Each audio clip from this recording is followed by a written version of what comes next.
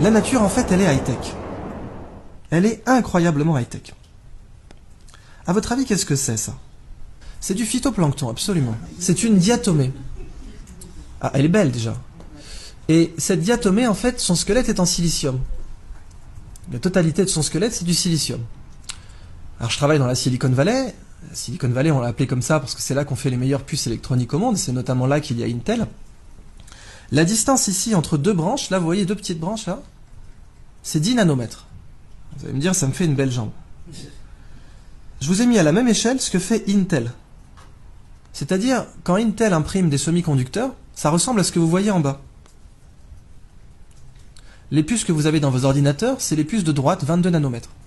Intel, aujourd'hui, est très en retard pour sortir des puces à 14 nanomètres. Quand Intel part dans un projet comme ça, passer de 32 à 22, c'est une aventure à 10 milliards. Parce que si jamais ils n'ont pas de chance, il faudra qu'ils immobilisent 10 milliards de trésorerie. Ils vont peut-être tout dépenser s'ils n'ont pas de chance. C'est une des industries les plus cash intensives au monde, comme on dit.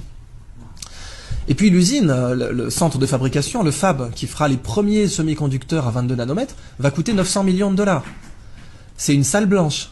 Parce qu'à cette échelle, si un cheveu tombe sur votre semi-conducteur, c'est l'Himalaya qui vient de tomber sur votre tiramisu, là. Donc vous êtes obligé d'avoir une salle blanche.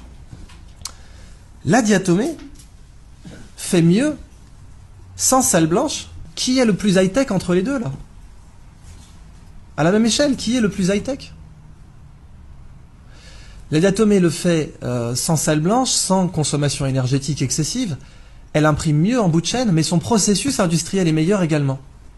Dans une goutte d'eau de mer, vous avez des puces Intel qui flottent.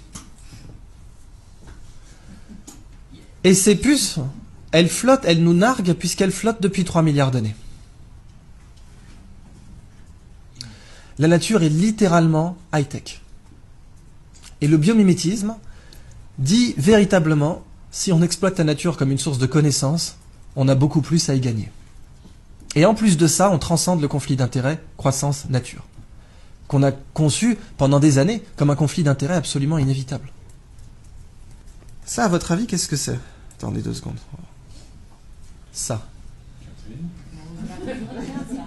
C'est de la peau de requin. C'est un des exemples les plus cités en biomimétisme, ce sont des dents. En fait, le requin est couvert de dents. La prochaine fois que vous caresserez un requin, vous saurez pourquoi c'est rugueux, il est couvert de dents. Mais je vous présente en fait là le meilleur revêtement anti-turbulence au monde. Il est meilleur que les revêtements développés pendant la guerre froide pour les sous-marins nucléaires. Il est tellement bon qu'Airbus s'en est inspiré pour l'A350. Et il est tellement bon que ce sont les combinaisons interdites de Speedo au JO de Pékin. Là, vous voyez Michael Phelps avec une de ses combinaisons qui a battu, je crois, 7 ou 8 records du monde. Donc, ça fait mieux que nous. Et c'est aussi le meilleur revêtement anti-fouling au monde. Vous verrez jamais un bigorneau collé à un requin. Genre de petite observation qu'on fait rarement, je vous l'accorde. Mais c'est un revêtement anti-fouling. Et du coup, BASF s'en est inspiré pour faire une peinture anti-fouling qui est la meilleure au monde. Ici, vous avez une céramique. Cette céramique est absolument incroyable.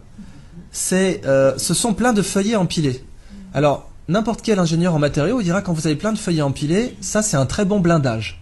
C'est-à-dire que, par exemple, une rame de papier, essayer de la déchirer, ça va être très compliqué. Une rame de papier de 500 pages, ça arrête une balle de fusil pour le coup. Ça fait 10 millions de pages. Ça arrête un bazooka à charge creuse. À bout portant. C'est-à-dire, on prend un bras télescopique, poum, ça n'entame pas la bonne humeur du machin. Qu'est-ce qui fabrique ça? C'est un fruit de mer. Le fruit de mer le plus cher sur un plateau de fruits de mer. Au-delà de l'huître. Le coquillage, effectivement. L'ormeau, absolument. L'ormeau, ça peut vous blinder un char Leclerc. Cette céramique est meilleure que les nôtres, meilleure que les céramiques de qualité militaire, mais en plus de ça, le processus industriel est bien meilleur aussi. Ça pollue pas, ça. Nous, quand on fait des céramiques moins bonnes que l'ormeau, c'est de l'acide sulfurique à forte pression. C'est des usines de type AZF.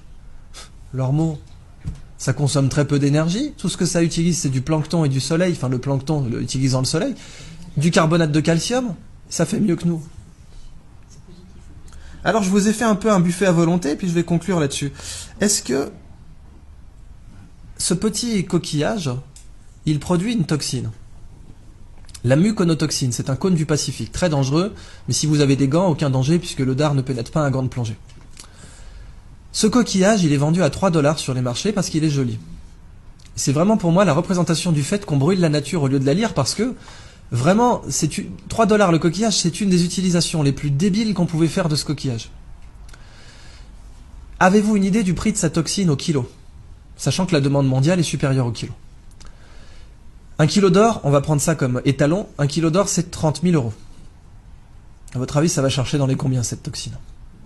100 000, donc 3 fois l'or. C'est plus. Elle sert à quoi la toxine? Elle est très utilisée en neurotechnologie, elle permet de faire des neurotechnologies avec un niveau de détail incroyable, donc c'est des nanotech, neurotech, elle est aussi utilisée en neurochirurgie, etc. Très grosse demande mondiale qui ne fait qu'augmenter. C'est plus que 100 000. 500? Je vous laisse faire le calcul, 800 $ le milligramme. Et la corne de rhinocéros? Ah, la corne de rhinocéros à côté, c'est rien. Ça nous fait du 800 millions de $ le kilo. L'or et le platine, c'est du terreau de jardin en comparaison. Il faut les élever. Hein. Il faut les élever absolument. Mais ce qui est dingue, c'est qu'on les vend à 3 $ le coquillage. Et il est en voie d'extinction à cause de ça. Voilà, Frank Zal, l'arénicole. Alors, l'arénicole, donc le petit verre de vase.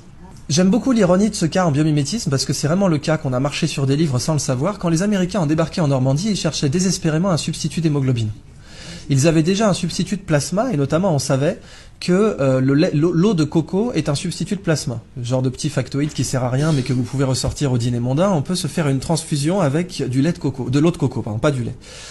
Ça sert vachement dans le théâtre du Pacifique, donc ça sert vraiment en fait. Mais de l'hémoglobine, il n'en avait pas. L'hémoglobine de l'arénicole, c'est du O négatif. Elle est universellement transfusable. C'est-à-dire que les Américains, quand ils ont débarqué en Normandie, la solution était sous leurs pieds, littéralement. Ils marchaient vraiment sur les livres qui disaient, voilà, vous voulez de l'hémoglobine du O négatif illimité pour vous? Pas de problème, c'est là. Mais c'est pas fini. Cette hémoglobine est 50 fois plus oxygénante que l'hémoglobine humaine. 50 fois. Alors, évidemment, application pour le dopage. Vous prenez un cycliste dopé à l'érythropoïétine, l'EPO, il pourra au maximum faire du 1,8 en oxygénation par rapport à un individu normal. Fois 50. Mais évidemment, l'enjeu, c'est pas le dopage, c'est les transplantations d'organes. Avec ça, vous pouvez garder un greffon 8 jours, alors que le maximum mondial d'un greffon, c'est 24 heures. Et quand vous faites une transplantation, l'enjeu, c'est de reconnecter le greffon le plus vite possible, et donc d'éviter qu'il soit sous-oxygéné, auquel cas il se nécrosera, il sera rejeté. Avec de l'hémoglobine d'arénicole, aucun rejet. Autre application biomédicale, la moule. Donc là, on n'est plus dans le high-tech, je vous parle de Léon de Bruxelles, là, quand même. Le fil que la moule utilise pour coller au rocher, on l'appelle le byssus. Je vous présente la meilleure colle connue de l'homme. Meilleure que les colles polycomposants de la NASA, et bien évidemment meilleure que les colles commerciales. Vous pouvez absolument pas coller une moule à un rocher avec de la superglue ou du néoprène. Ce byssus, il fonctionne, il est effectif à forte salinité, basse salinité, température ambiante très basse ou relativement haute, qui résiste aux UV, et il résiste aux forces de flambement et de torsion des vagues. Donc vous avez une colle exceptionnelle. Mais en plus, ça ne pollue pas. Et comme ça ne pollue pas, je vous présente aussi le meilleur fil suturant connu de l'homme. D'où la petite bande dessinée. Eh les gars, fermez les plaies avec le fil, pas avec les coquillages. Parce qu'en fait, ce fil aujourd'hui, il est extrêmement cher. Il est réservé à la chirurgie plastique et aux césariennes de stars. Parce qu'il vous fait des plaies nickel. Il est imputrescible, ce qui fait que du coup, il n'abrite pas de bactéries. Vous ne verrez jamais du byssus de moule moisir. Et donc, ça fait vraiment des plaies exceptionnelles. Les chirurgiens qui ont travaillé avec ne veulent plus revenir en arrière parce qu'ils ont vraiment l'impression d'être des bouchers.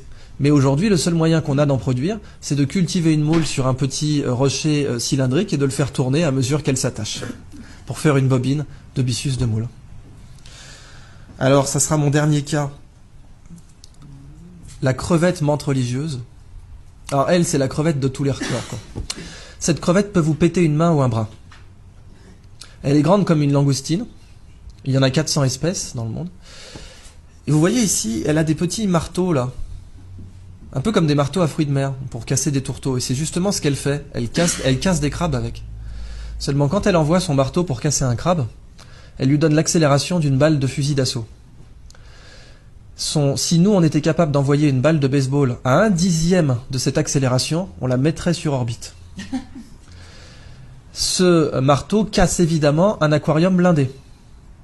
puisqu'il a l'énergie cinétique, il aura la vélocité finale d'une balle de fusil, mais il a une masse supérieure. Évidemment, si vous l'arrachez, il repousse, parce qu'après tout, pourquoi pas. Cette crevette, quand elle envoie son marteau, il se forme des étincelles sous l'eau. Ça va tellement vite que vous avez des étincelles. Et ces étincelles, on les a mesurées à 22 000 Kelvin, c'est la température à la surface du Soleil. Quand cette crevette envoie ses marteaux, il se forme une bulle d'air autour qui s'appelle une bulle de supercavitation. La supercavitation a été étudiée au départ par l'armée russe pour faire des torpilles qui peuvent aller à plus de 150 km/h sous l'eau. Et aujourd'hui beaucoup plus, paraît-il. Des torpilles Shkval, dont les Russes ont donné la technologie à l'Iran, ce qui serait une des grandes raisons pour lesquelles les Américains n'ont pas déployé de porte-avions trop proches des côtes iraniennes, parce que ces torpilles peuvent sniper un porte-avions. Les Chinois prétendent, avec la technologie de supercavitation, avoir mis au point un sous-marin qui pourrait faire 500 nœuds sous l'eau, en se déplaçant dans une bulle d'air. Et la supercavitation aujourd'hui, le meilleur modèle d'étude que vous avez, c'est cette crevette. Mais c'est pas fini. Cette crevette, ses yeux, parce qu'après tout, si la nature est une bibliothèque, chaque espèce est un livre entier. Moi, je vous ai parlé que du chapitre marteau, mais je peux vous parler du chapitre yeux. Les yeux des chiens ont 2 types de cônes différents pour reconnaître les couleurs. 2 types de cônes. Nous en avons 3. Les chiens sont donc des daltoniens par rapport à nous. Cette crevette en a 16. Ça veut donc dire que nous sommes un tiers de daltoniens par rapport à elle.